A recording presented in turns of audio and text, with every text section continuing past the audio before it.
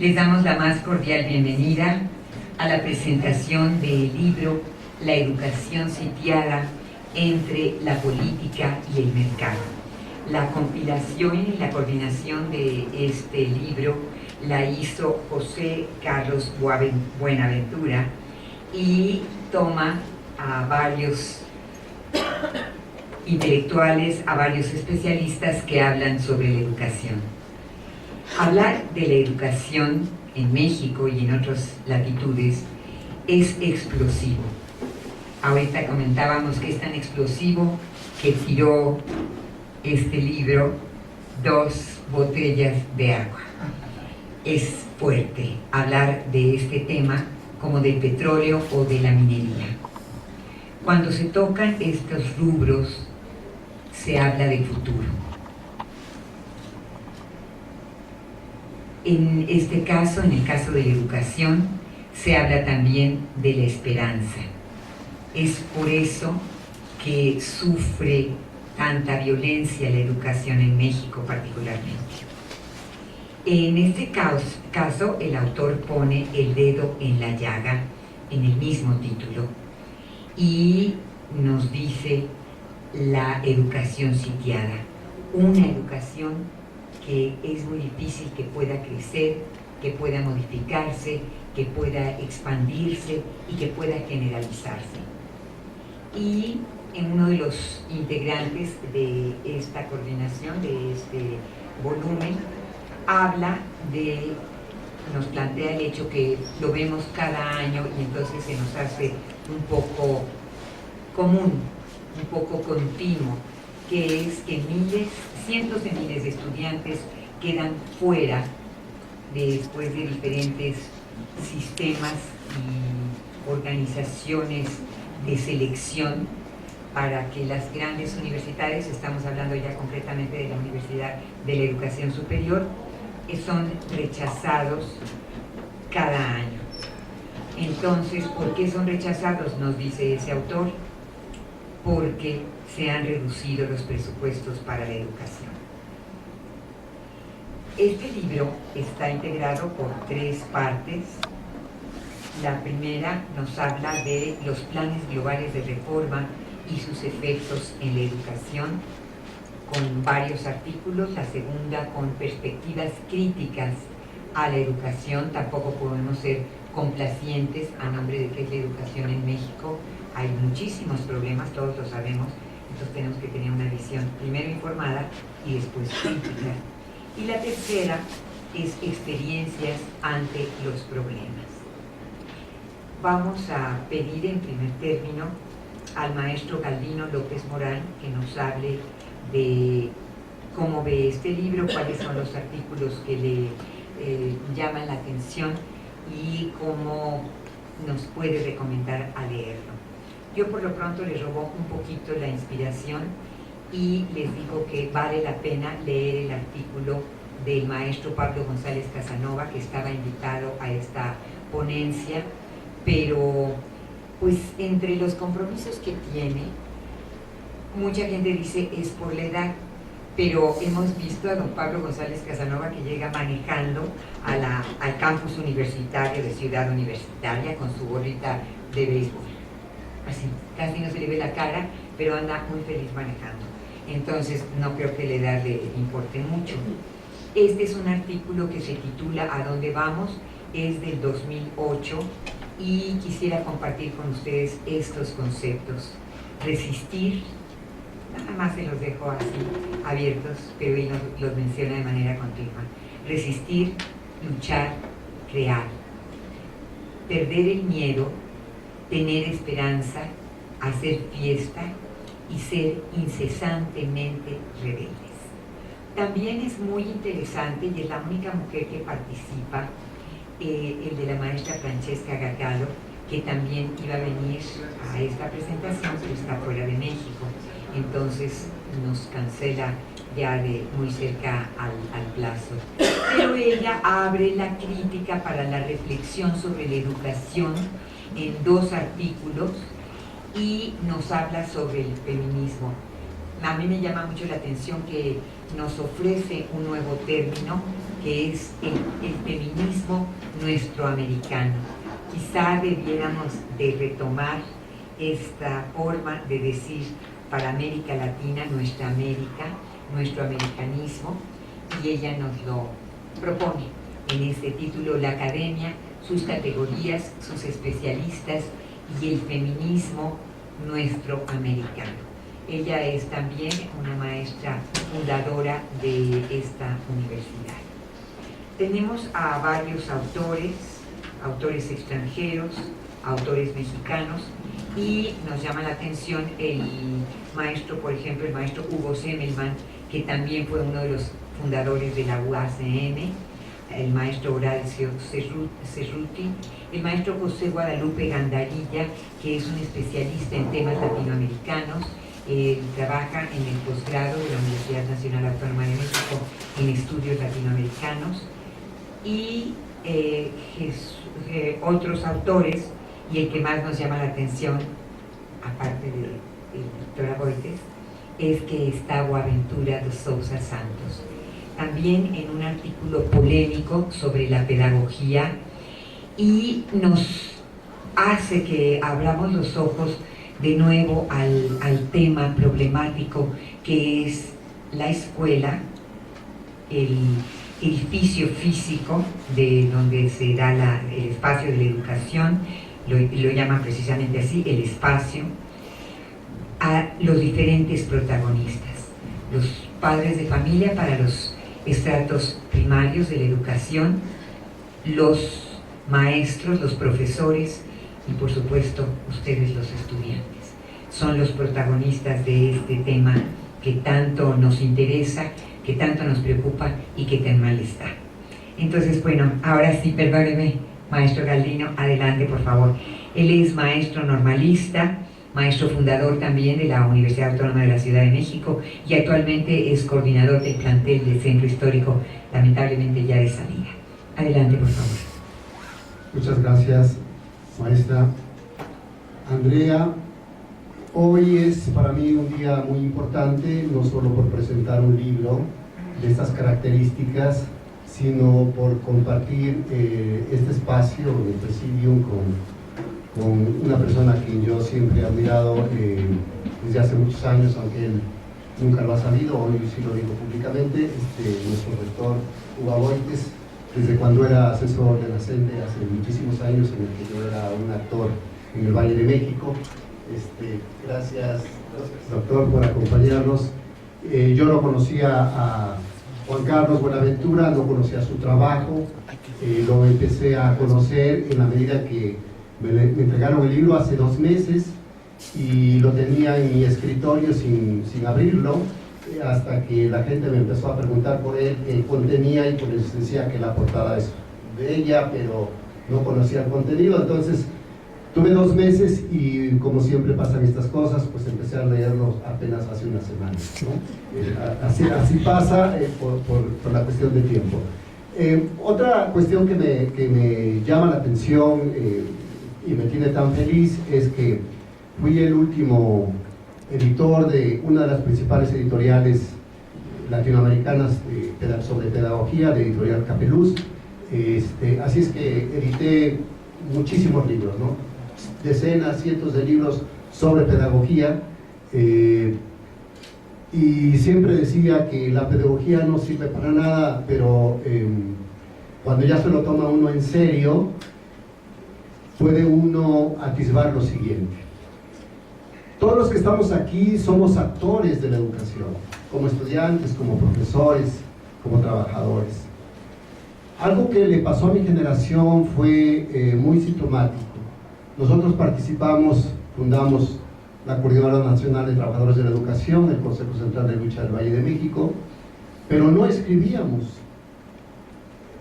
reflexionábamos solamente de manera oral, leíamos muy poco, hasta que en la confrontación con el charrismo sindical tuvimos que recurrir a compañeros, a gente como Luis Hernández o como el doctor Aboites, porque ellos sí reflexionaban sobre el accionar del magisterio, sobre lo que se escribía, sobre lo que se hacía y utilizaban métodos literarios, científicos sobre el acontecer. Fue así como mis compañeros y yo comenzamos a hacer estudios universitarios, porque para nosotros ser normalistas, y en mi caso ser egresado de una normal rural, bastaba y sobraba. Pero no es así. De ahí que sea tan importante participar en estos eventos y que sea tan importante que, como nos marcan los críticos, los investigadores que participan en este libro, de reflexionar sobre lo que estamos haciendo. Esta reflexión nos puede llevar a un mejor accionar, nos puede llevar a un mejor planteamiento de nuestras ideas y también, seguramente, no me cabe la mayor duda, a una mejor identidad y participación con la gente que está construyendo la historia, que está construyendo la educación.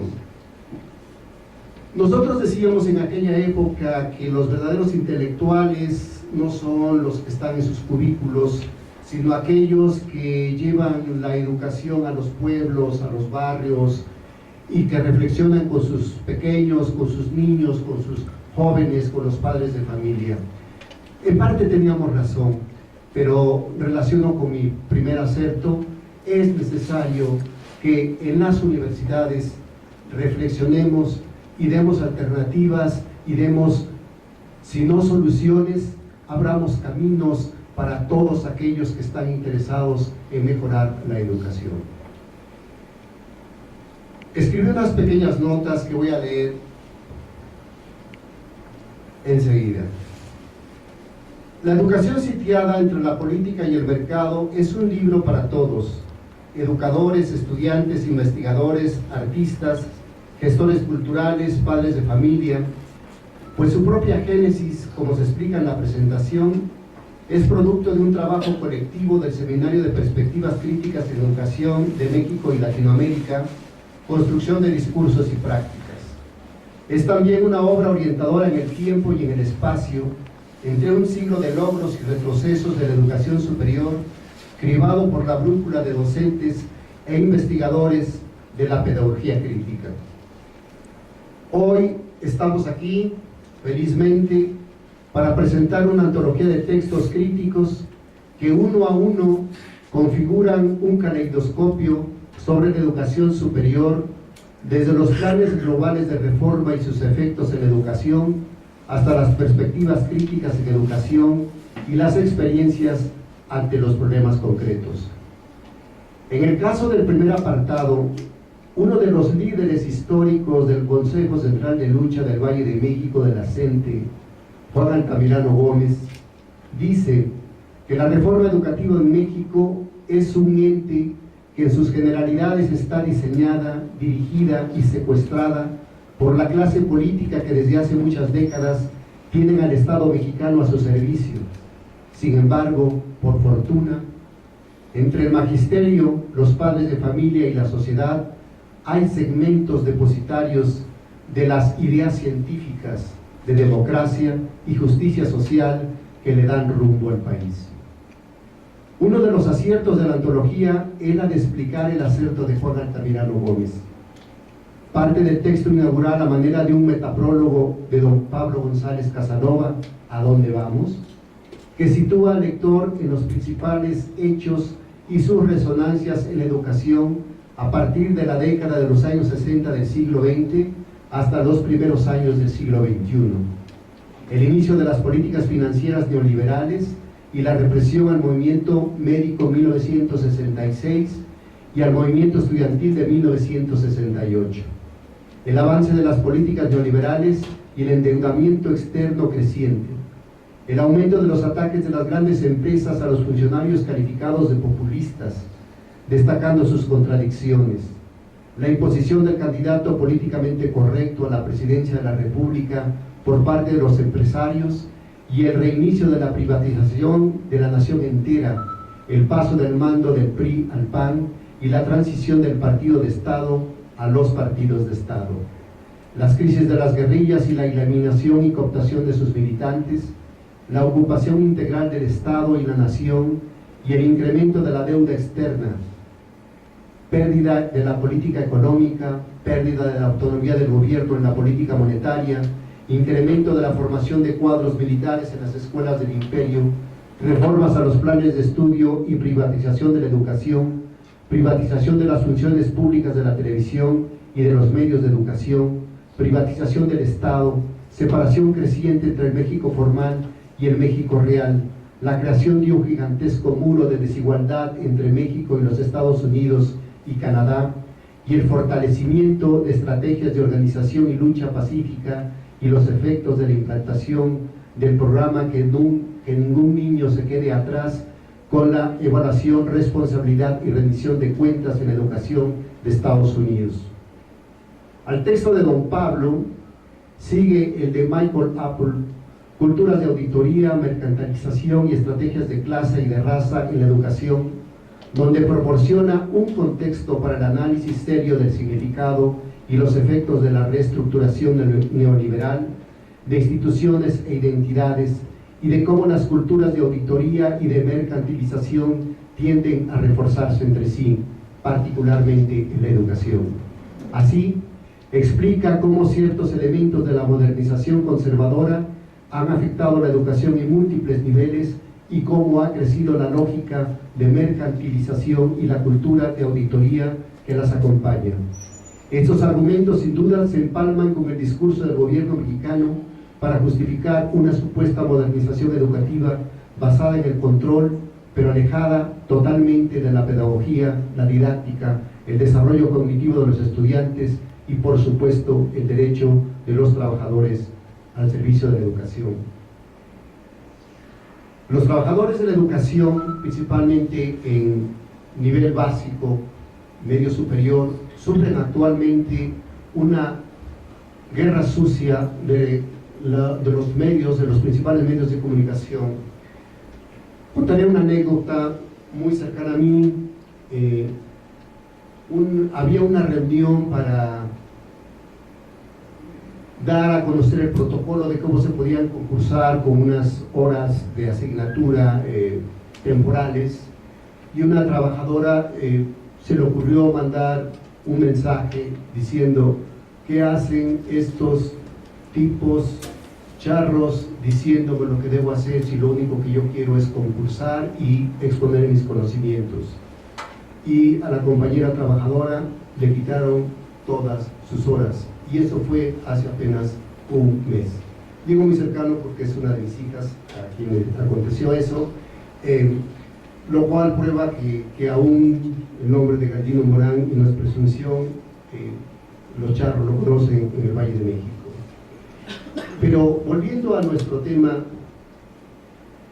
leer este libro, a mí por lo menos, y por eso recomiendo su lectura, me dio la oportunidad de reflexionar sobre mi acción, no solo como profesor, sino como coordinador. ¿En qué medida estamos reproduciendo conocimiento, o en qué medida estamos incidiendo para buscar nuevos caminos de construcción de conocimiento con nuestros estudiantes? ¿En qué medida estamos en una situación de confort, con un cubículo, con un horario ad hoc? ¿O en qué medida hemos rescatado nuestra vocación magisterial al servicio del pueblo y tenemos un compromiso, pero lo hacemos diariamente con nuestros estudiantes? ¿En qué medida nuestra Universidad Autónoma de la Ciudad de México refrenda su proyecto, su modelo educativo día a día, o se aleja si no reflexiona de él? Realmente el cúmulo de autores, porque había pensado hacer un pequeño ensayo de intertextualidad y encontrar relaciones sinápticas entre los autores citados, me fue imposible hacerlo, porque después del tercer artículo ya llevaba más de 100 autores citados. Digo, cuando uno no tiene una idea de cómo hacer un ensayo, pues haces una recopilación de los otros y ya te sale algo, ¿no? Entonces, dije, me voy a ir por ahí. No lo pude hacer por falta de tiempo o por falta de capacidad, pero son muchos autores. Es decir, el libro también es una guía de lectura. Para quien quiera saber acerca de la educación, puede acercarse al libro y ahí organizar sus lecturas de acuerdo con sus intereses y sus avances. Solo me resta pues felicitar al coordinador de esta magna obra y que ojalá sea leída por quien debe leerla, es decir, todos. Muchas gracias.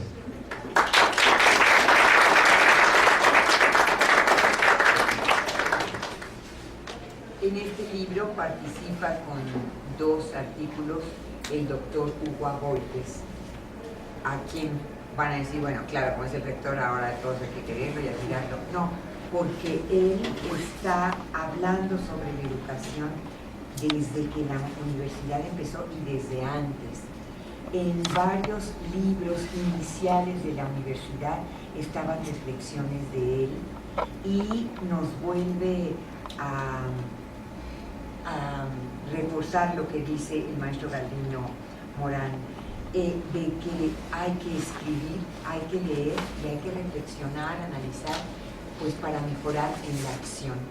Y eso es lo que nos enseñó el doctor Hugo Aboites en los diferentes artículos que publicó y que siempre lo conocíamos como un maestro de la UAM Xochimilco, que, bueno, de varias UAM, en varios planteles de Estado, pero que ponía ahí su reflexión en torno a la educación.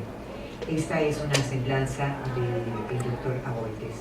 Estudió Filosofía y Letras en Italia y México y la maestría y el doctorado en Educación en la Universidad de Harvard. Desde 1980 fue profesor e investigador del Departamento de Educación y Comunicación de la Universidad Autónoma Metropolitana Xochimilco, donde impartía los seminarios Conocimiento y Sociedad y Seminario de Tesis en la licenciatura y posgrado. En esa universidad fue secretario general del Sindicato de Trabajadores de la Universidad Autónoma Metropolitana. Ha sido investigador invitado y profesor en diversas universidades, tanto nacionales como extranjeras, y ha presentado diversos trabajos sobre educación. Varios de ellos han sido artículos publicados tanto en México como en otros países. Además de participar en una docena de volúmenes colectivos, es autor de varios libros.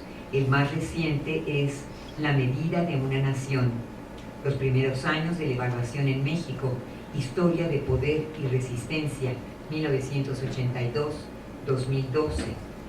Es miembro del Consejo Mexicano de Investigación Educativa, COMIE, y hasta 2010 fue coordinador del Grupo de Trabajo Universidad y Sociedad del Consejo Latinoamericano de Ciencias Sociales, la CLACSO. El CLACSO sería. Es además miembro corresponsal del Instituto de Alternativas a la Educación de Canadá y desde hace años ha trabajado en apoyo a las luchas de los maestros y estudiantes en contra de la evaluación estandarizada y también en defensa de la educación pública. Desde mayo de 2014 es rector de nuestra universidad y le cedemos la palabra para seguir comentando este libro.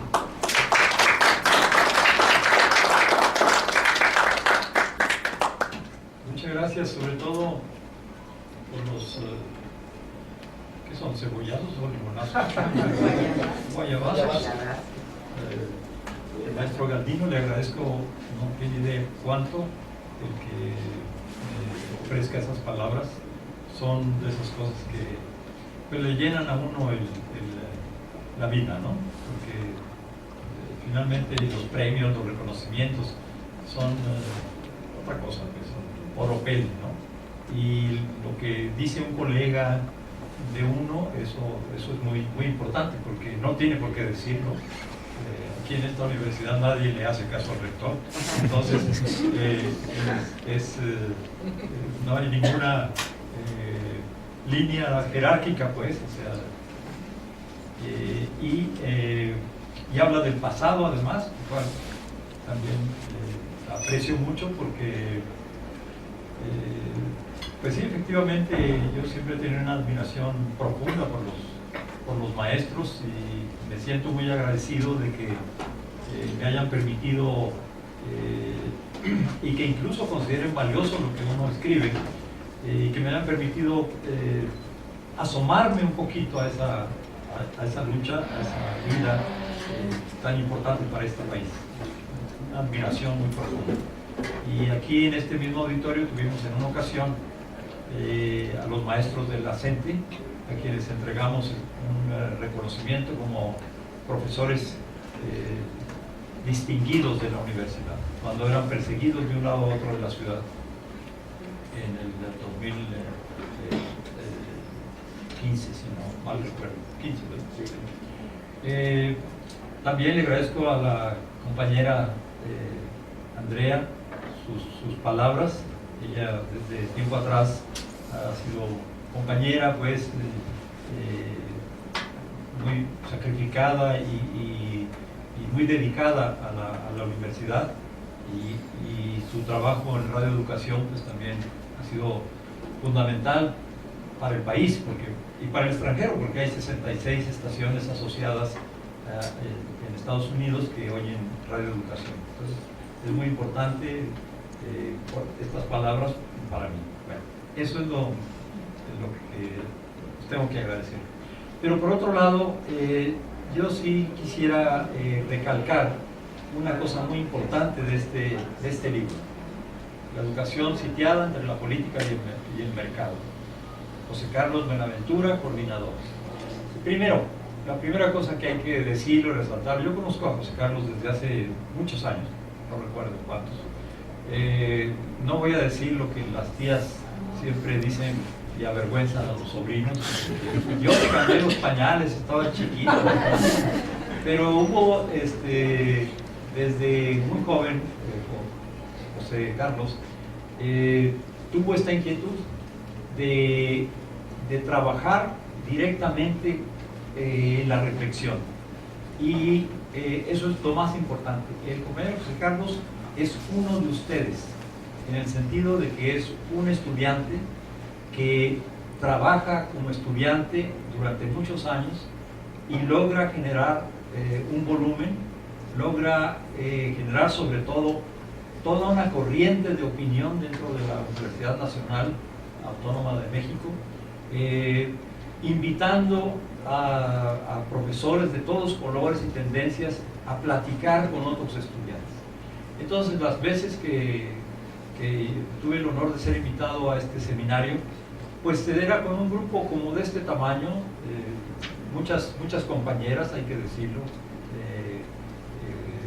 y subrayarlo, que querían reflexionar sobre la educación. Y era muy interesante, eran de varias carreras, no solo de filosofía y letras, y pedagogía, sino que eran también compañeras y compañeros de otras facultades.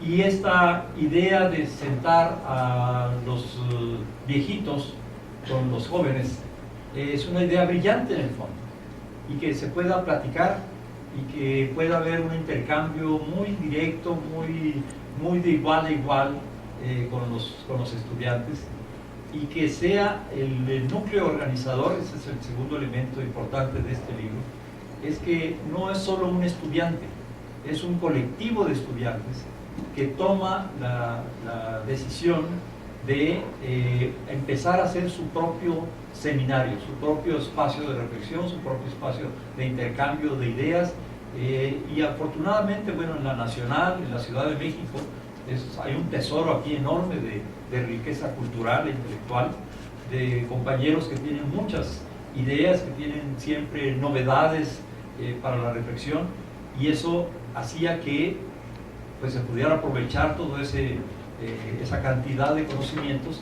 en estas sesiones, a las que íbamos pues con mucho gusto todos. ¿Por qué? ¿Por qué el gusto? Pues, bueno, en primer lugar porque está la cuestión generacional. Uno finalmente, tal vez en la época de las cavernas también, pues era esta idea de la nueva generación. Hay que darle a la nueva generación armas, hay que darle pensamientos, hay que darles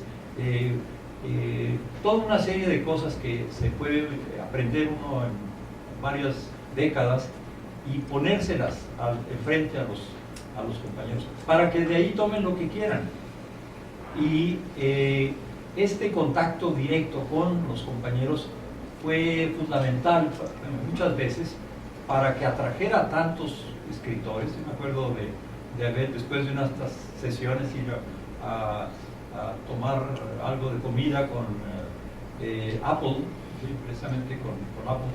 Y pues es muy interesante porque es un personaje filosófico en Estados Unidos y pues no fácilmente puede uno sentarse a comer y discutir con él así de tú a tú.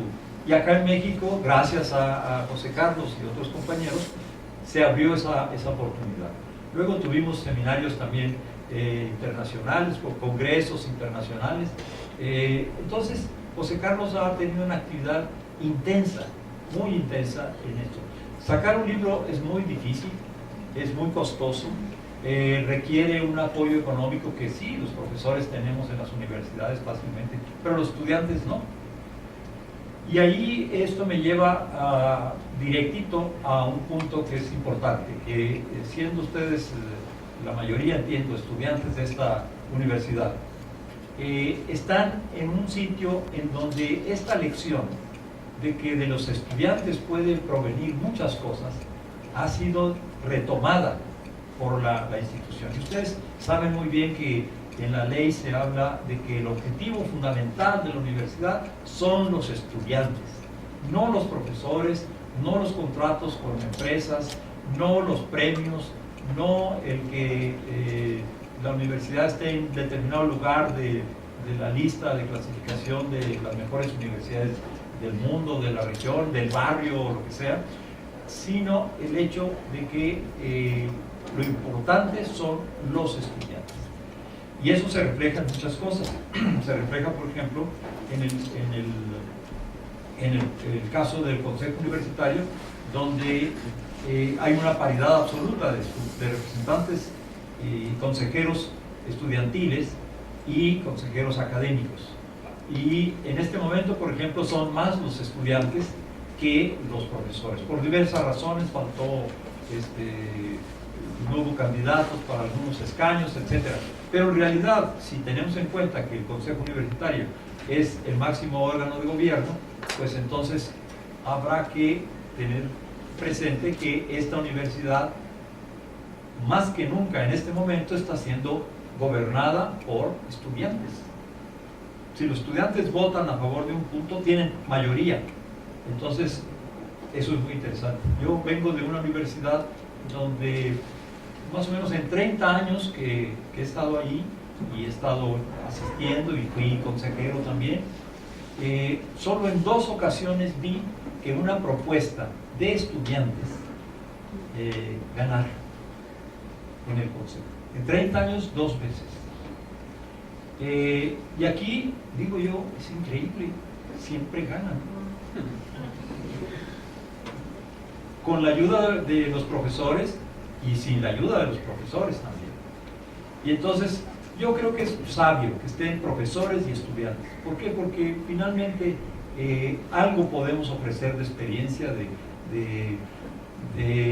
pues cierto conocimiento que se va adquiriendo de cómo funciona la educación superior, las trampas que pone el gobierno, por ejemplo, las trampas que pone el sistema contra los estudiantes, contra las universidades, pues a algunos por X razones, porque tuvimos muy buenos maestros de la CENTE precisamente, pues sabemos algunos de los trucos y de las mañas y todo eso, y lo mejor pues es pasarlo a las generaciones.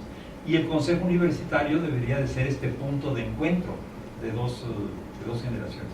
Siempre hay ruido de que, bueno, los estudiantes contra los profesores, o los profesores, menos se oye esto, de los profesores contra los estudiantes, que no debería de ser, pero bueno, es parte del aprendizaje. Entonces, eso me parece que es fundamental, la trayectoria que está detrás de este libro. Cada libro tiene su historia, una historia de pasión. Decía el anterior rector de esta universidad, Enrique Dussel, algo que es muy sabio, decía, cuando si no tuviéramos emoción, si no tuviéramos pasiones, si no tuviéramos enamoramientos con algún tema, por ejemplo. Entonces la realidad para nosotros sería uniforme, plana.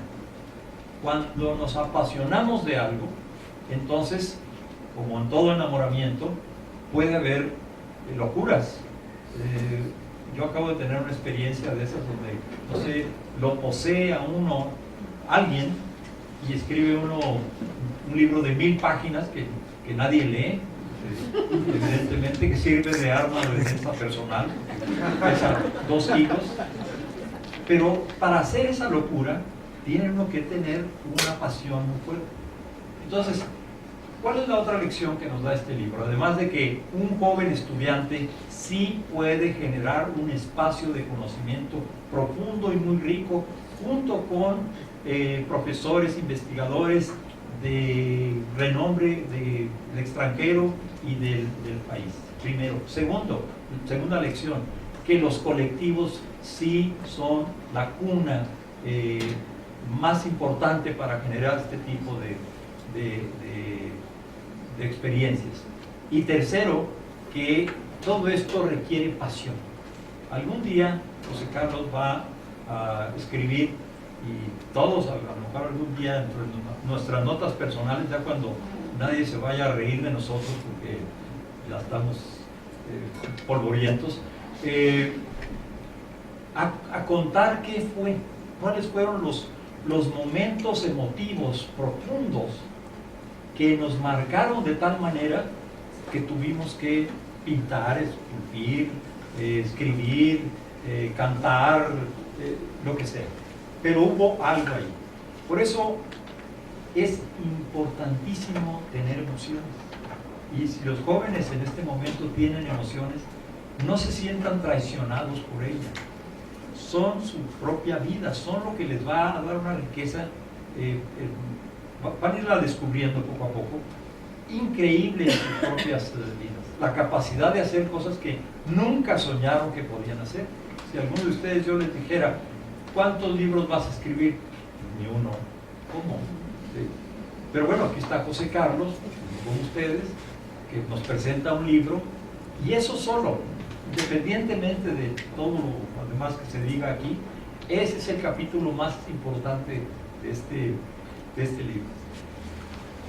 Ya hablando del libro, habría que ver una cosa muy curiosa. Primero, en la educación es un campo que hoy es un campo de energía profunda. Como no es el campo energético, no vemos a los trabajadores de Pemex en la calle protestando porque nos están corriendo y desbaratando el sistema energético del país. No vemos tanto como sería necesario a los campesinos llenando las avenidas de esta ciudad. No vemos digamos, desgraciadamente, no vemos a otros muchos grupos, incluso el movimiento de los pueblos originarios sigue resistiendo, sigue actuando, pero no tiene la vitalidad, la energía, la capacidad de estremecer al país que ha tenido, por ejemplo, la CENTE, el CGH, las proclamas y protestas de universidades recientemente por varias razones. Es un campo especialmente dinámico en este momento, lleno de energía. Una huelga de 9 meses en la UNAM, ni la UACM puede competir con eso. Acá tuvimos una huelga de 1 mes, una cosa así, ¿no? Pero 9 meses en la UNAM, y luego la rebelión de estudiantes del Politécnico porque les impusieron un reglamento. Cuando, fíjense, la sabiduría, cómo va aprendiendo la historia nos hace aprender. Cuando aquí en esta universidad se resolvió el problema de los reglamentos de una manera muy simple, que los reglamentos los hagan los propios estudiantes y profesores. Y así, ¿contra qué se van a rebelar aquellos que hicieron el reglamento? Bien, entonces, uno de los campos más importantes en este momento, hoy, en el preludio pues, del año electoral, es el campo de la educación. Y puede ser coincidencia, puede ser una cosa así casual, pero muchos, porque son muy pocos, entonces pueden hablar de muchos entre esos pocos, dicen, si son 5, pues muchos son 3. Entonces, 3 de los precandidatos, incluso algunos precandidatos oficiales a la presidencia de la República, tienen que ver con la educación. Primero, de la Fuente, que fue rector de la Universidad Nacional Autónoma de México. Están allí, digamos, todavía no se apadrina con algún partido, pero claramente está en esa tesitura. Luego, entre los 4 candidatos que tiene el PRI, o precandidatos que tiene el PRI, para la presidencia de la República, 2 tienen que ver con la educación. El ex rector de la UNAM, Narro, que está oficialmente ya puesto como precandidato, y el secretario de Educación, Nuño, también claramente. Y fíjense, es la primera vez, después de casi 100 años, que una persona que es secretario de Educación pretende estar en la presidencia de la República. El primero, y el único, creo yo, si no me falla la memoria, fue Vasconcelos, que fue rector de la universidad, fue ministro de Instrucción Pública y Cultura, se llamaba así, y que fue luego candidato a la presidencia en aquellos tiempos después de Obregón. Entonces dice uno, bueno, coincidencia o no, es interesante ver que el tema educativo hoy es tan importante y que al mismo tiempo parece reconocerse en el campo de los partidos esa importancia, haciendo presencia aquellos que han tenido que ver con la educación. Independientemente de cuál fue la historia de esos 3 personajes, si fue deliberado que se colocaran o no en el campo electoral, lo interesante es que hay un ambiente de rebelión muy fuerte en la educación. Y eso es muy interesante porque quiere decir que si permiten, habrá el año que entra una discusión muy importante respecto a la educación. ¿Respecto de qué a la educación? Primero, el problema más claramente lo ejemplifica la Universidad Autónoma de Morelos, que tiene un problema económico fundamental, no tiene dinero para pagarle a los trabajadores, menos para otras cosas, porque el gobierno del Estado está secuestrando los recursos propios del Estado y los que le manda la Federación.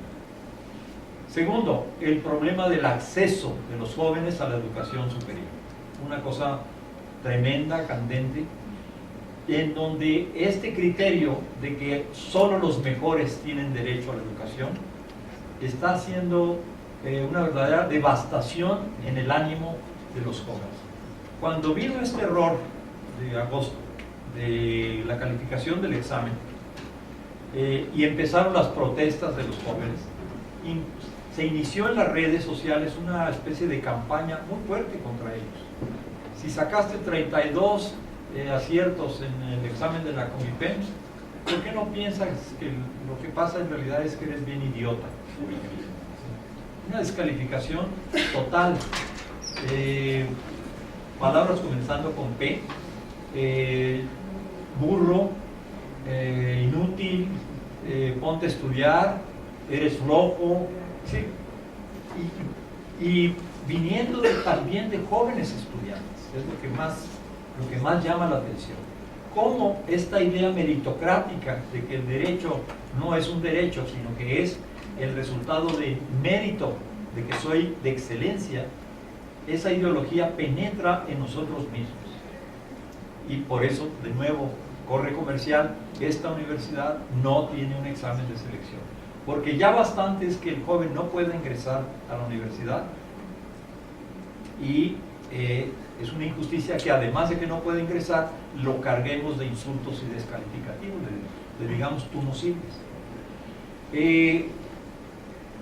Los maestros se están jubilando porque no se quieren enfrentar con mucha razón a la situación vergonzosa de que un examen les diga tú no sirves para maestro.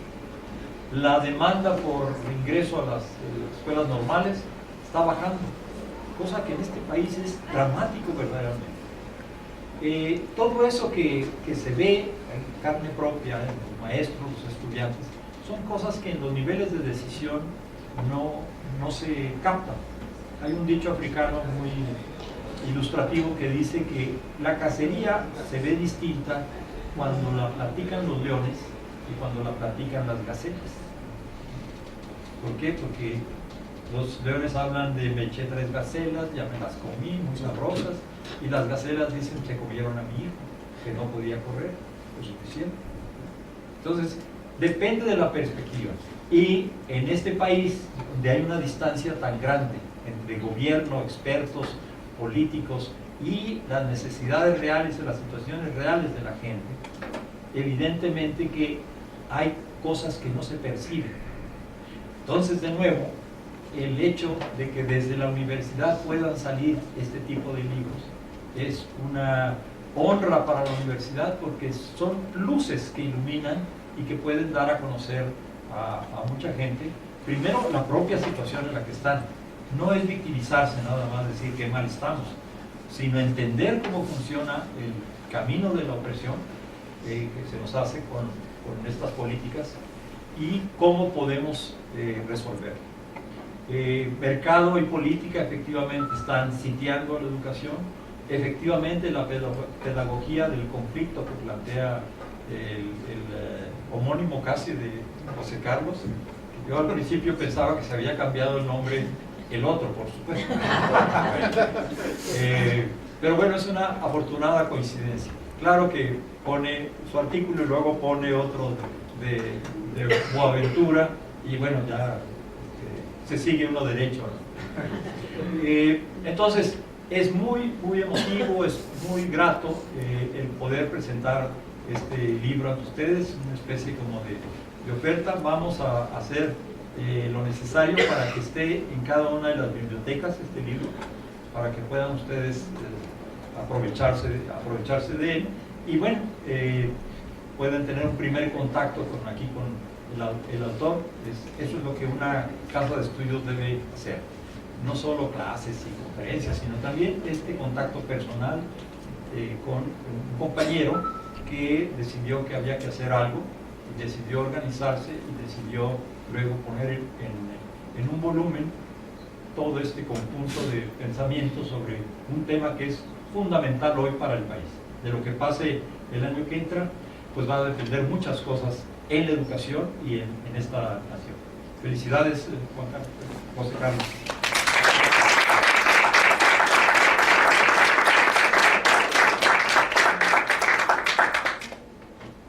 Pues sí, estas reflexiones nos dan mucho que estar pensando y que inquietarnos.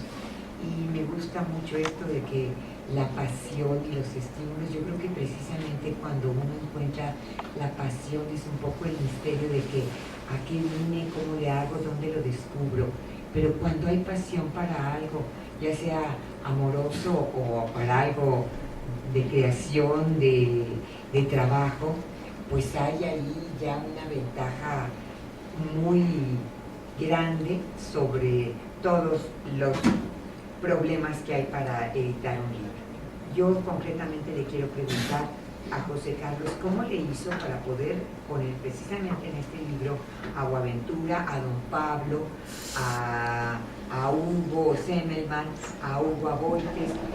Se les pregunta, vas y los invitas a una reunión, les pides la ponencia, las puedes publicar, porque todo esto también son despasiones, ¿no? Los retos que te hacen que digas, ay, creo que va a ser más difícil editarlo de lo que yo pensé. Pero a que nos cuente José Carlos Flores Buenaventura, el licenciado en Pedagogía por la Facultad de Filosofía y Letras de la UNAM y maestrante por la misma institución, coordinador del seminario que es precisamente el semillero de este libro, Seminario de Perspectivas Críticas en Educación de México y Latinoamérica, Construcción de Discursos y Prácticas. Trabaja con grupos vulnerables en la Ciudad de México, niñas y niños en situación de calle, también con docentes provenientes de los pueblos originarios y jóvenes que viven en la zona oriente de la Ciudad de México. en su mayoría municipios del Estado de México, como son Chicoloapan, Los Reyes, La Paz y Chimalhuacán. Promueve el pensamiento crítico en la pedagogía a través del análisis de las situaciones que limitan el ejercicio educativo. Pues vamos a escuchar al inventor y creador de este libro para que nos diga, vamos adelante, como dice don Pablo, que no se nos quite la rebeldía, permanentemente rebelde, pero ¿cómo le hacemos para tener un libro entre las manos? Y ojalá que pronto también lo reedite la Universidad Autónoma de la Ciudad de México. Buenas tardes a todas y a todos. Para mí y para mis compañeros que son parte del seminario de perspectivas críticas en educación de México y Latinoamérica, en este momento está aquí mi compañero que es Luis Reyes y mi compañera también, la maestra Citlali Quijada, que a partir también de su solidaridad y su trabajo, pues, y con otros compañeros mantenemos este espacio. Bueno, la pregunta que hace la maestra Andrea Fernández Ortega, bueno, voy a tratar de responder algunas cuestiones. Quería ser breve, pero creo que no voy a ser muy breve, porque cuando dicen que son breves, híjoles, ¿cómo se tardan siempre? Entonces, prefiero decirles que no voy a ser tan breve. Espero poder transmitir también lo emocionante que ha sido trabajar con mis compañeras y compañeros para la creación de este libro y este texto, y también como procesos de formación, porque al producirlo, al crearlo, al escribirlo, pues nos fuimos formando. Buenas tardes a todas y a todos. Agradecemos a la Universidad Autónoma de la Ciudad de México por la invitación y la construcción de este espacio para la presentación del libro La educación sitiada entre la política y el mercado.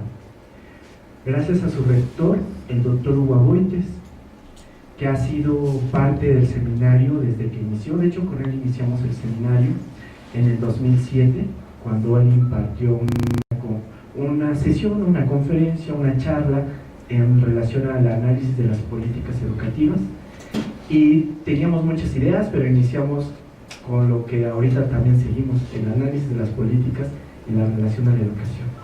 Le agradecemos también a la maestra Andrea Fernández Ortega, la locutora de Radio Educación y académica de esta casa de estudios, la Universidad Autónoma de la Ciudad de México. Gracias por aceptar estar aquí. Para nosotros es un privilegio y algo muy importante poder escuchar sus comentarios, sus reflexiones, y alguien que constantemente hemos escuchado en algún momento. Al maestro Caldino Morán López, coordinador del plantel del Centro Histórico, muchas gracias por estar aquí, por sus palabras, por entusiasmarnos y además hacernos presente esta solidaridad que también hemos tenido en el Seminario de Perspectivas Críticas del trabajo con los maestros normalistas, de los maestros, de los docentes que han sido nuestros maestros y que nos han enseñado muchas cosas, y entre ellas el ser solidarios y tratar de ser constantes. A todos ellos por hacernos el honor de presentar nuestra obra. Y un agradecimiento especial al maestro José Raúl Guillén Vázquez por ser el coordinador y organizador del evento. Muchas gracias, ha sido mucho trabajo. Y gracias a ustedes, a todos los que nos acompañan en el día de hoy. ¿Cómo escribimos, o por qué escribir un libro, o por qué buscar llevar a cabo esta obra? Creo que nos enfrentamos a un primer problema, los que venimos de clases bajas, los que somos pobres, o los que nuestra madre y nuestro padre apenas sabe leer y escribir. Y esa es la situación, por lo menos mía y de otros compañeros. Mis padres, mi madre, que es la que me acompaña, que se llama Ricarda Flores Buenaventura, que es por la que yo tengo nombre, y escogí lo de Buenaventura no por Buenaventura de Sosa. Bueno, sí tuvo algo que ver, pero no tanto. Tuvo que ver porque mi hermano, que es mi padre, el que me metió a estudiar cuando yo tenía 9 años la primaria, en algún momento, cuando empezamos a platicar o a charlar, aunque nos peleábamos, como todos los hermanos, pero peleas, en serio, fuertes, botábamos las cosas en la casa. Mencionábamos o hablábamos de qué iba a pasar con nuestro apellido, nuestro segundo apellido, porque quien nos da el nombre a nosotros es nuestra madre, entonces nosotros teníamos los dos apellidos de mi mamá, entonces no había problema si fuera el primero o el segundo, pero nos gustaba, nos agradaba la cuestión de Buenaventura, que pocas veces lo habíamos escuchado en la ciudad o en el Estado de México, de donde veníamos. Y cuando empezamos a hacer estas actividades, tanto del seminario como otras cuestiones que hemos hecho, pues yo opté en esa situación de decir, bueno, pues yo me llamo así, pero puedo su primer apellido, aunque también es muy bueno el primer apellido, me recuerda a Sur, ¿no? Pero bueno, de ponerme el nombre de Buenaventura por agradecimiento también de mi hermano. Mi hermano es alguien que se tuvo que ir a Estados Unidos para trabajar y para que nosotros pudiéramos seguir estudiando. Entonces, en ese sentido, fue retomar esa parte del nombre. Y la otra cuestión, creemos que tenemos un gran problema y que nos tenemos que apropiar de la escritura, los que venimos de las clases bajas. Los maestros tienen que escribir sobre lo que están viviendo, sobre lo que están reflexionando. No puede ser posible todavía que sigamos pensando que el otro nos va a venir a dar la luz porque es el investigador o el académico únicamente. Tenemos que dialogar con él o con ellos o con ellas para poder encontrar respuestas a las soluciones de los problemas que estamos viviendo. Y que cuando hablas con los profesores o profesoras, sea de la Coordinadora Nacional de Trabajadores de la Educación o con nuestros propios compañeros maestros, escuchamos que ellos tienen conocimientos y experiencias y las situaciones que todavía no se escriben o no las escriben, pero son conocimientos, tal vez no sistemáticos o no están sistematizados, pero sí están ayudando a sostener los grandes problemas y a resolver los grandes problemas que estamos teniendo. Quienes son solidarios, quienes están con los estudiantes y con los jóvenes, pues han sido los profesores, pero en ese sentido, tanto estudiantes como profesores o maestros tenemos que escribir. Bueno, y por eso esta cuestión, y con todos los problemas que tenemos y las deficiencias. Tenemos muchas deficiencias, pero la única es aventarse a escribir y que tus compañeras y compañeras te enseñen. Para mí han sido mis mejores maestros, mis propios compañeros de letras, de filosofía, mis compañeros de pedagogía, que han sido amables por enseñarnos a escribir un poco mejor, porque muchas veces quien tiene la escritura, que muchas veces son los que tienen poder o están en las clases altas, no se lo enseñan a los demás, al contrario, solamente hay una descalificación o hasta un enredo mental que ni te explican, ni te enseñan, entonces ahí es una situación de un deseo para podernos apropiar de la escritura.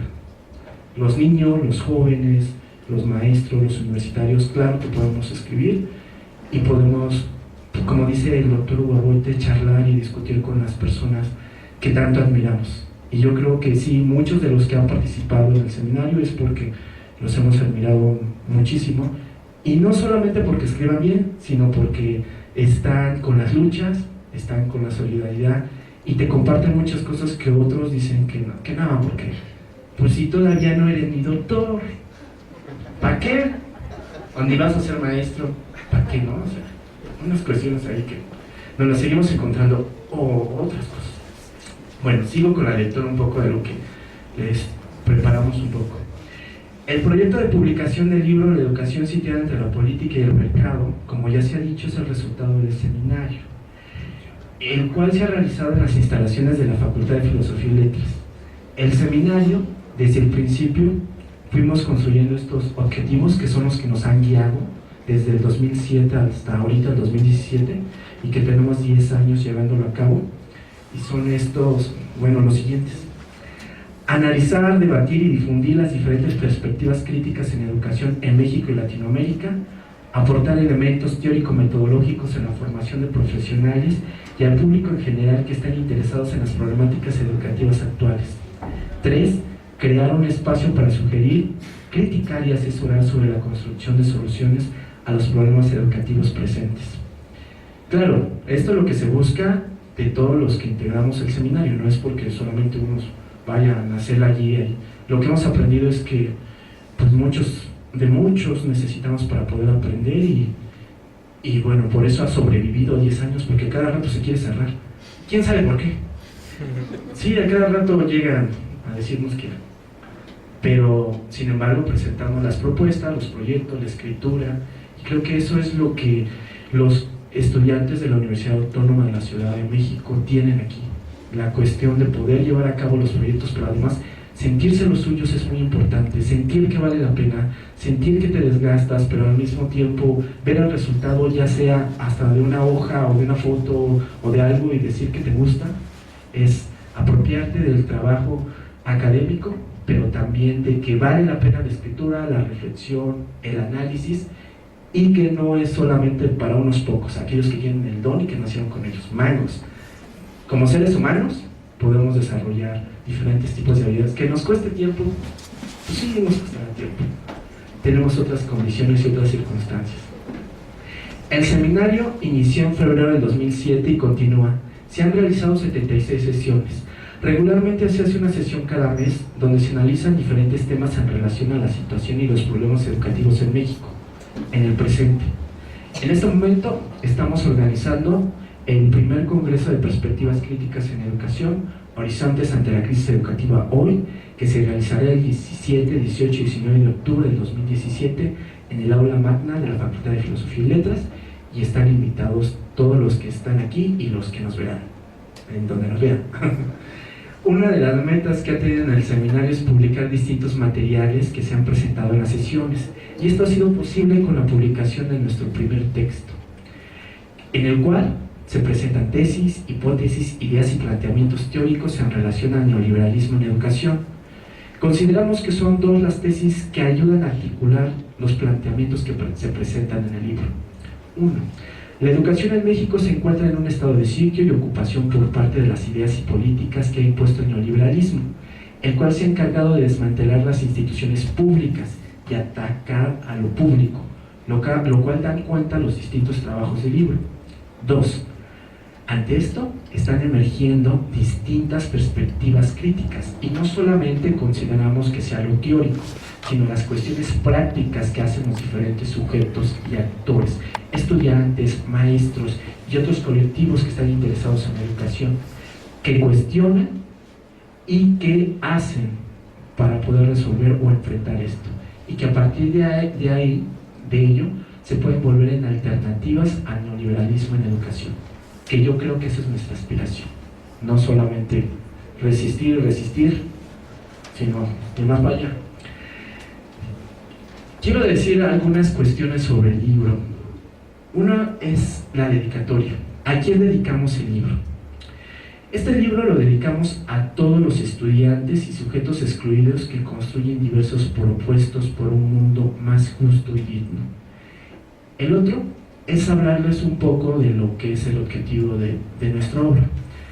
Buscamos aportar elementos, algunos aunque sean, para el análisis y la transformación del proyecto educativo en México, en estos momentos de crisis sociocultural y política.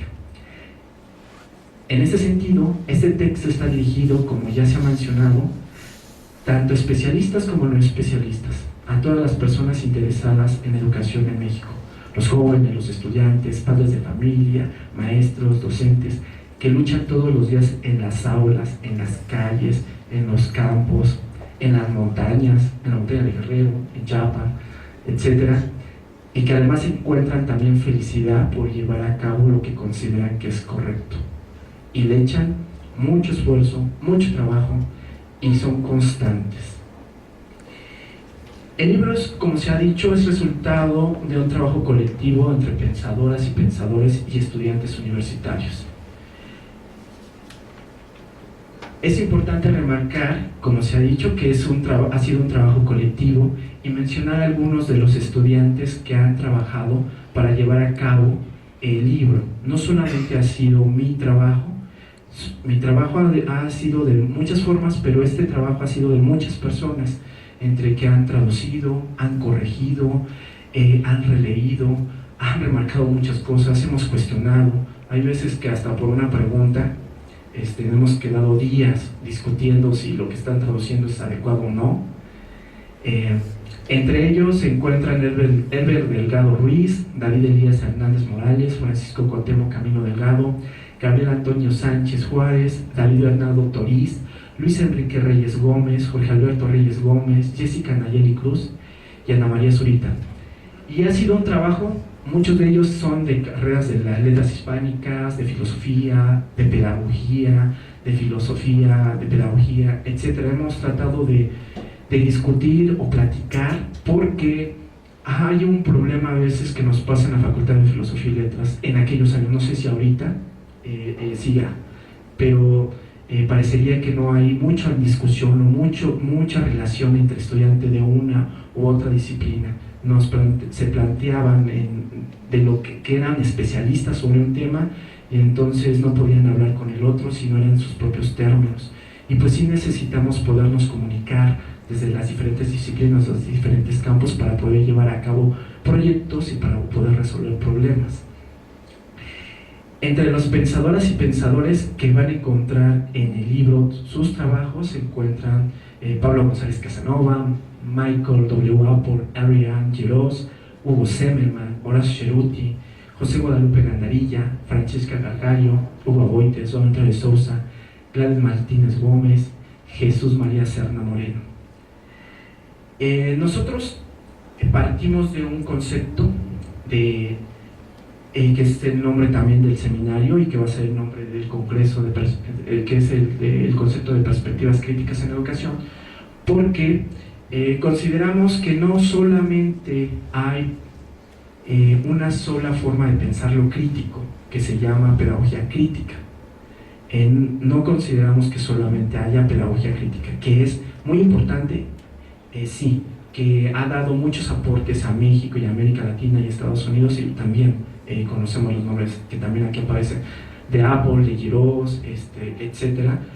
Sin embargo, pensamos y concebimos que hay una multiplicidad de discursos y prácticas que son estas perspectivas críticas, y que no solamente es la pedagogía crítica, sino también concebimos al feminismo, al marxismo, al anarquismo, y que muchos de ellos, por ejemplo, no se dicen automáticamente que sean pedagogía crítica, pero sí los podemos ir ubicando como posiciones críticas, y por eso de cierta manera hablamos de esta multiplicidad de perspectivas críticas.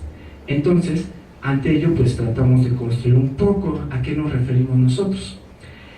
Es importante indicar que la noción de perspectiva surgió por la lectura del trabajo y la convivencia con Carlos Lencastos, quien obtuvo diversas enseñanzas del pueblo maya Tojolabal del estado de Chiapas, en México. En la obra de Lencastos se da gran peso a la forma en que los seres humanos perciben el mundo. Sus aproximaciones a la cultura Tojolabal evidenciaron cómo las perspectivas se articulan en horizontes de interpretación y acción en la realidad sociohistórica de los sujetos. Recuperamos esta noción pues creemos que son elementos fundamentales que deben comprenderse en tiempos y espacios determinados. Las perspectivas en ese sentido se manifiestan a través de discursos, prácticas, proyectos y acciones que posibilitan la construcción del futuro. Vale la pena indicar que las antes mencionadas son posicionamientos específicos y diversos que tienen alcances y limitaciones frente a la realidad, lo cual lo relacionamos con el pensamiento crítico, que no lo concebimos solamente como habilidades cognitivas, sino el que está cuestionando el status quo. Para rápido, pues, el que está cuestionando ahorita el neoliberalismo y el capitalismo, que nos está llevando a muchas desgracias y a muchos desastres, en términos de Naomi Klein, que este neoliberalismo nos está llevando a grandes desastres. Entonces, en ese sentido, trabajamos con ese tipo de cuestiones. No concebimos solamente el pensamiento crítico, como lo cree la SED, que son las capacidades cognitivas, y que además aparece en todo el sistema, así todo el mundo pensamiento crítico, pero bueno, ¿a qué se refiere, no? Mencionaré algunas cuestiones de cómo está construido el texto. El libro está dividido, como ya mencionaba Andrea, en 3 partes. La primera se llama Planes Globales de Reforma en Educación, la segunda parte se llama Perspectivas Críticas en Educación y la tercera, Experiencias ante los Problemas. En la primera parte se presentan los trabajos de Pablo González Casanova, Michael Apple, Girós, Ceruti, José Guadalupe Gandarilla, Francisca Gargallo y Hugo Aboites. Estos pensadores explican cómo las políticas neoliberales impuestas a través de planes de reformas desde los años 70 precarizaron a la educación pública a través de reformas educativas desde la educación básica hasta la educación superior. Y que constantemente una de esas herramientas ha sido la evaluación en los diferentes países y discursos como la calidad que en algún momento se ha discutido en diferentes debates educativos, etc. Los planes de reforma son un ataque a lo público, la educación pública en general y a la docencia, y entre los textos que aparecen en esta primera parte aparecen razones, causas y repercusiones.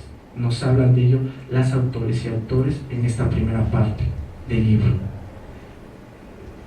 La segunda parte del libro lleva por título Perspectivas Críticas en Educación. Estaban conformados por los textos de Hermes Girós, Hugo Semena, Antonio de Sousa Sánchez, Roberto de Sousa Santos, José Carlos Buenaventura, Francisca Gargallo. Hermes Girós, desde la pedagogía crítica, presenta a lo largo de sus textos una propuesta de lo que él ha dado nombre como pedagogía de la democratización. Semelman, desde su propuesta de la epistemología del presente potencial, llama la atención a no solo tomar en cuenta a los procesos pedagógicos al pensamiento teórico, sino al pensamiento epistémico. Señalaba, nos referimos a un pensamiento que no tiene contenido. La centralidad del pensamiento epistémico es la pregunta, más no automáticamente la respuesta. Y hay que poner en el centro del debate educativo a todo el sujeto con sus lenguajes y a la formación. Por otro lado, por ejemplo, Antonio de Sousa Santos nos habla desde su epistemología del sur sobre una pedagogía del conflicto, de lo que ya señalaba el doctor Hugo Aboites hace un rato. Llama a trabajar sobre los siguientes conflictos: la aplicación de la técnica, la aplicación edificante de la ciencia, conocimiento como regulación y conocimiento como emancipación, imperialismo cultural y multiculturalismo. Por mi parte, planteo la idea del surgimiento del nuevo paradigma en el campo educativo, comprendiendo el paradigma en los términos de Pablo González Casanova como la forma de plantear y resolver problemas, donde están en el centro los sujetos sociales o individuales, no solamente la relación de enseñanza-aprendizaje, sino los sujetos que participan en ellos, y no solamente concibiéndolos como objeto u objetos de nuestros propios discursos, y que hay múltiples posibilidades de construir estas pedagogías a través de los conocimientos, ya sea de pueblos originarios o de otros sujetos sociales. La tercera y última parte del libro está titulada Experiencias ante los Problemas y está integrada por trabajos de Hugo Aboites, Gladys Martínez Gómez, Jesús María Serna Moreno y José Carlos Buenaventura. Aquí está otra de las autoras, que es Gladys Martínez Gómez, donde presenta un análisis en relación a lo que pasó en la Universidad Autónoma de Chapingo en los últimos años en la aplicación de las políticas educativas y reflexiona sobre el tipo de evaluaciones que sufren los profesores dentro de la Universidad de Chapingo. Para cerrar un poco, en relación a cómo se construyó, menciono lo de Gladys Martínez Gómez porque ella fue nuestra asesora para crear el texto primero del Seminario de Perspectivas Críticas. Le mandamos un montón de ideas y después ella nos ayudó como a decir, pueden ordenarlo de esta manera, y es a partir de ahí que surge el Seminario de Perspectivas Críticas en Educación, y a partir de ahí pues contactamos a personas como Hugo Semelman, Hugo Aboites, Antonio de Sousa Santos. Entre las historias, cuando nosotros contactamos, por ejemplo, al doctor Hugo Aboites, es por la cuestión de que nosotros sabíamos que había participado como asesor en la huelga del 99, pero que además era de las personas que nuestros propios compañeros de la huelga seguían considerando como los más solidarios, porque hubo también académicos que se aprovecharon de ese momento y decían que ya habían estado, pero que en realidad pues los estudiantes, maestros, activistas, no sé ni quiénes eran. Entonces, pues nosotros queríamos como conocer quién había sido ese personaje que había estado y que había apoyado a las estudiantes, aún cuando habían estado en la cárcel, detenidos, cuando habían estado detenidos, y que el maestro iba con ellos Antes y después de todo el proceso, allí estuvo el doctor Hugo Aboites, y para nosotros era muy importante pues, saber. Nosotros pues, estábamos a la mitad de la licenciatura, de la carrera, y uno de ellos nos dijo que lo escribiéramos, y el doctor aceptó, y así empezó como la participación de las actividades con nosotros. De la misma forma, Hugo Zimmermann escribimos y empezó a ir a las sesiones, así con su discurso tan fuerte y tan duro que tenía siempre, esto. Y cada semestre pues asistía, y de la misma manera las otras personas, pues nosotros también nos sorprendían, porque algunos de nuestros profesores en la facultad los habíamos invitado para hacer este tipo de actividades, y fue más fácil que las personas que estaban participando en los movimientos y de afuera vinieran que nuestros propios profesores. Era sorprendente eso, y pues nos agradaba mucho, y discutíamos y platicábamos, y pues seguimos discutiendo y platicando porque esperamos que siga el seminario y sigan haciendo otras cosas, y pues que ustedes se animen como estudiantes de la Facultad de Filosofía de la UACM, de la UAN, de todos los estudiantes, porque está en nuestras manos muchas posibilidades para hacer cosas como estudiantes, como maestros. Ahora que yo también soy maestro y escucho a mis propios compañeros que no se avientan como maestros a hacer muchas cosas, pues es también invitar y que no es fácil, es organizarse, y pues que es ahorrar, porque así lo hicimos para sacar el texto. Ahorramos, y con la solidaridad de otros compañeros se llevó a cabo. Entonces, pues muchas gracias a todos por escucharnos, y bueno, les invitamos a escribir y a leernos y a cuestionarnos. Gracias.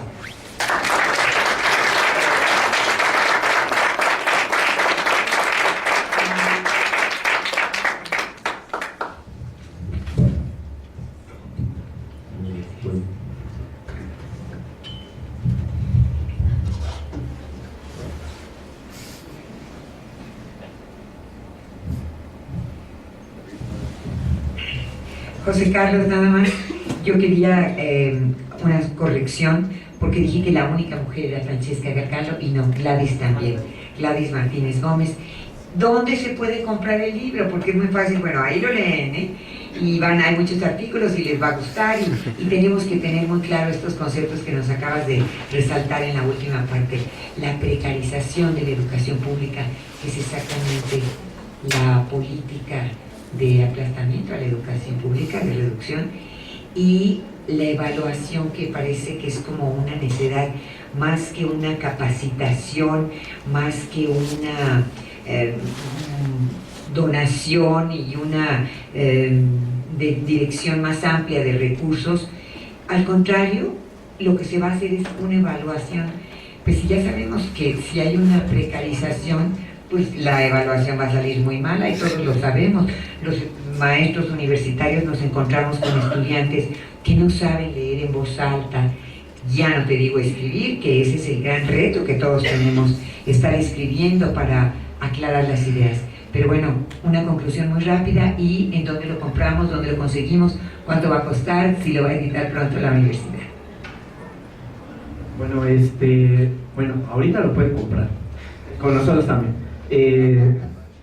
Aquí nosotros lo vamos a dar en 150 en la editorial que se llama la editorial EO, lo está vendiendo en 250, pero ayer también nos sorprendimos de algo, que buscando el título lo ubicamos que lo están empezando a vender en la librería del Sótano. Entonces también lo pueden comprar en la librería del Sótano. Pues quería preguntar si hay alguna inquietud para compartir con el compañero, por favor.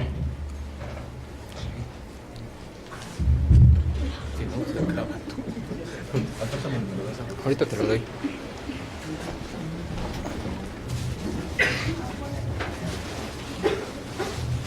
Bueno, nosotros ya vimos que este gobierno neoliberal ha terminado por imponernos mal llamada reforma educativa, ¿no?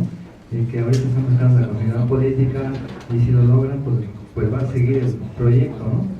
Entonces ya se vio con todo detalle inclusive de qué se trata, la naturaleza de la reforma educativa, se han discutido mucho incluso en muchos foros, etcétera, etcétera. Entonces, pero ahora la pregunta así rápido, para no quitarles el tiempo, es ¿cuáles van a ser las consecuencias de esta mal llamada reforma educativa, sobre todo para los jóvenes a corto, mediano y largo plazo?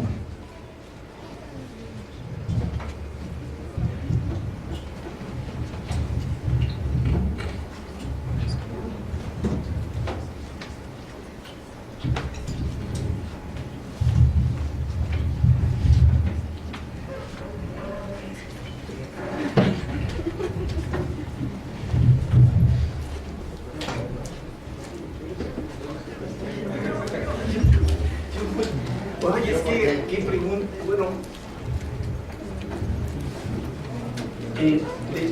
desde la perspectiva del seminario, es que por lo que usted, maestro, está mencionando, hay muchas repercusiones que ya están dándose, ¿no? Esta cuestión de que va a seguir como la cuestión.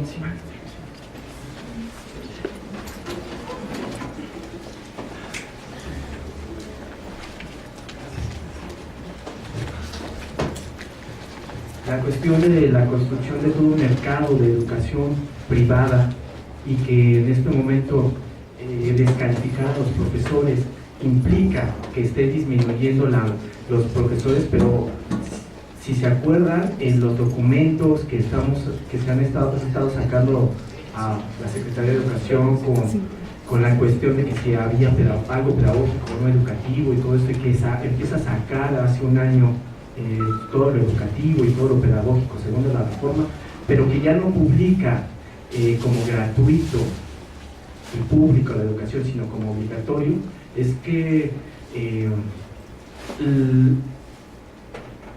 los padres están forzados a llevar a sus hijos siempre a recibir la educación básica, desde educación inicial, que no olvidemos que es muy importante la educación inicial, la educación preescolar, la primaria y la secundaria, que es un problema muy fuerte porque no está reconocida que tiene que ser aparte pública y obligatoria la educación inicial. Pero bueno, regresando, la cuestión de lo obligatorio, cuando pones algo que es obligatorio, pero está disminuyéndose las escuelas, están disminuyéndose los maestros, por lo que explicaba el maestro, todos los jóvenes o niños tienen que ir a la escuela, pero lo que va a aumentar son las escuelas privadas. Y aparte, ¿a qué tipo de escuelas privadas podemos ir los que procedemos de clases bajas? O sea, a escuelas como muy malas, o escuelas que aunque hagan el intento no van a poder resolverlo, pero aparte siempre el pago de por medio, ¿no? Esta cuestión de la privatización es como está súper dura y que ya lo estamos viviendo en la precarización o en la disminución de la buena educación que deberíamos de tener, de saber leer, de saber escribir, de saber hacer cuentas, de tener una cultura general muy buena. Entonces, nosotros en vez de ser estudiantes, pues vamos a ser consumidores de estos servicios que van a dar las escuelas privadas, ¿no? Este campo, ¿cómo decir? Tienda de vender, así tienes que venir, pues ven, porque aparte recordemos que hay mucha descalificación de la educación pública y sí lo que van en aumento son las escuelas privadas y creo que para allá va, o sea, lo que están buscando al final de cuentas también es pues el dinero, el capital. Nosotros nos convertimos en ese mercado más fuerte.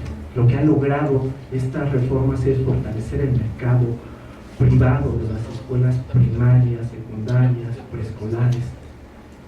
Y pues si ya estamos sufriendo de que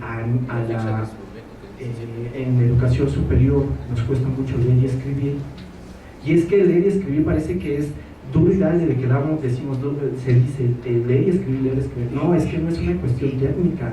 Ya Paulo Freire mencionaba que es ver el mundo, leer el mundo, transformarlo, reconstruir nuestro sentido común de las cosas. Entonces ellos siempre están peleándose por el sentido común qué es lo que creemos que está bien y qué está mal. Entonces, pues tenemos que seguir peleándonos por saber leer, escribir y tener nuestro propio sentido común. No sé si respondí un poco mal, señor maestro, a lo que preguntó. En la cuestión económica, va a haber muchos estudiantes que no van a poder Hasta van a salir de la escuela, hasta pueden salir de la escuela. Dejar de estudiar Dejar de por el estudiar. problema económico. En el Estado de México, por ejemplo, ya no nos alcanzan para el pasaje, así de... Nuestros estudiantes, yo trabajo en una escuela de educación media superior y lo que mencionan mucho es esto de los pasajes, o sea, tenemos que pagar pasajes de 8 pesos, de 9 pesos. Entonces, y luego nos asaltan constantemente. Entonces...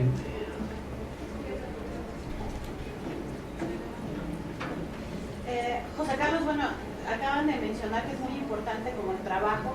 En algún momento yo también te reconocí que era el trabajo de los estudiantes. Nosotros como público, pues es interesante leerlo, compartirlo, es un punto de partida para otras cosas, para otras investigaciones, pero ¿de qué manera podríamos participar en el seminario? O sea, ¿es una vez al mes, una vez cada 2 meses? ¿A qué horas es? ¿En dónde es? Y por ejemplo, si el seminario podría no solo estar en la facultad, sabemos que llegar a Ciudad Universitaria es un logro. O sea, si por ejemplo se hiciera una invitación, a lo mejor aquí o a lo mejor allá en Casa de Libertad, no sé, de que una sesión del seminario se llevara a cabo allá, o sea, si eso podría ser, ¿no? También como una manera de seguir aprendiendo. Y ampliando los públicos, ¿no?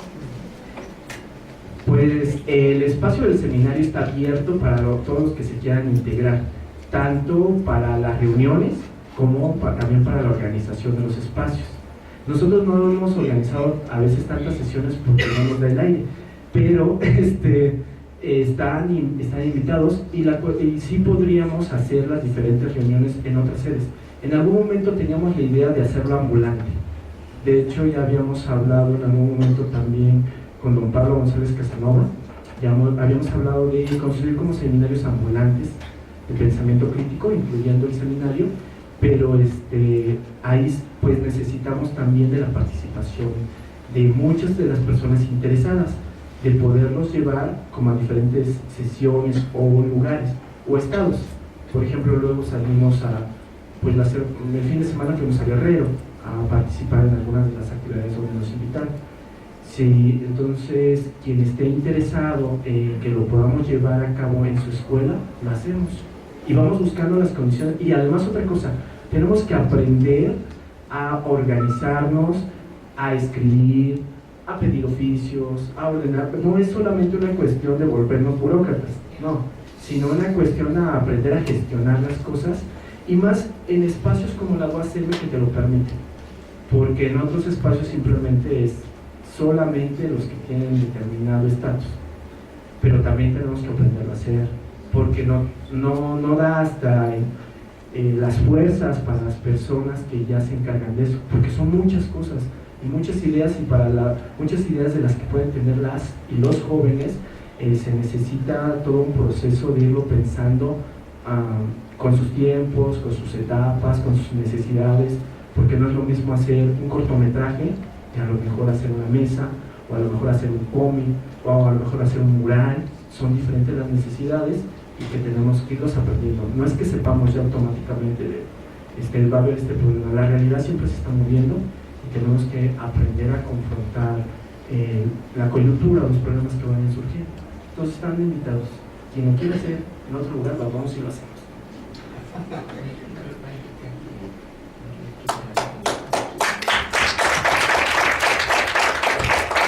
Muchas gracias, felicidades a José Carlos Buenaventura, felicidades, ya traes la penitencia en el nombre, así que te tiene que ir bien en este reto que has tomado, la educación. Sí. Felicidades y muchas gracias.